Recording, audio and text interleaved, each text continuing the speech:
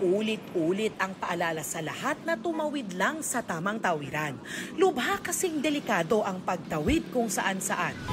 Mahigit 9 aksidenteng kinasangkutan ng pedestrians ang naitala sa unang bahagi ng 2024 base sa datos ng GMA Integrated News Research. May namatay sa 28 na insidente, habang may sugatan naman sa 879. Pero saan ba lulugar ang pedestrians kung sa mismong itinakdang tawiran, nababangga pa rin sila? Ang babaeng tumatawid naman sa pedestrian lane, nabangga ng tricycle. Ayon sa Republic Act 4136 o Land Transportation and Traffic Code, prioridad ang pedestrian sa may kalsada na may crosswalk o pedestrian lane, maliban sa intersections kung saan may traffic enforcer o traffic light. Sa mga kalsadang walang tawiran, kailangang magbigay daan ng pedestrian sa mga sasakyan. Pero sa isang bahagi ng A. Bonifacio Avenue sa Marikina na may pedestrian lane, tila nakikipagpatintero sa mga sasakyan ang mga tumatawid.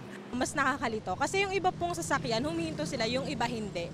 Siyempre nakakatakot, baka may bigla kaming mabangga, di ba?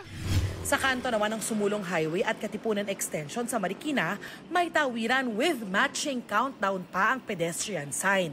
Ang problema, 10 segundo lang ang oras para tumawid. Napagkatuwaan tuloy yan ng netizens. Pati ako, kumasa sa challenge. Simula na ng 10 segundo, tingnan natin kung kakayanin ko. Kailangan, kung hindi ka naglalakad ng mabilis, talagang tumatakbo ka para umabot. 3, 2, 1. Umabot tayo doon sa timer. Saktong-sakto lang. Pero kasi isipin nyo, medyo bata pa ako. Paano kung yung tumatawid, senior citizen, PWD, may dalang bata o kaya buntis? Kakayanin ba nila yung 10 segundo?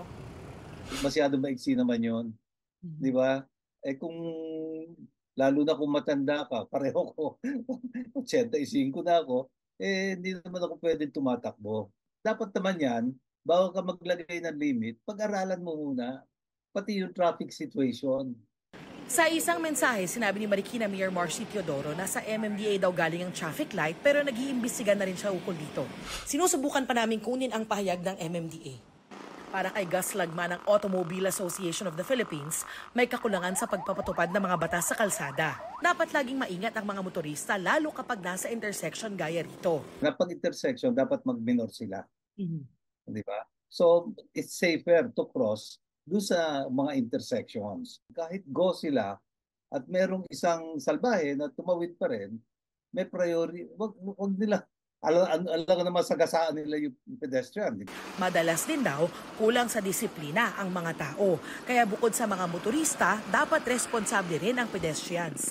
Tulad dito sa isang bahagi ng Aurora Boulevard sa Quezon City, maraming tumatawid sa hindi naman tawiran at kahit may footbridge sa malapit. Malaki rin daw ang maitutulong ng mas magandang mga infrastruktura gaya ng signages at iba pang teknolohiya gaya nitong sa Makati City. Stop. Signal is red. Push button and wait for signal to cross.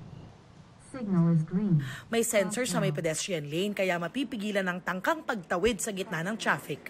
Para sa GMA Integrated News, Darlene Kai, nakatutok 24 oras.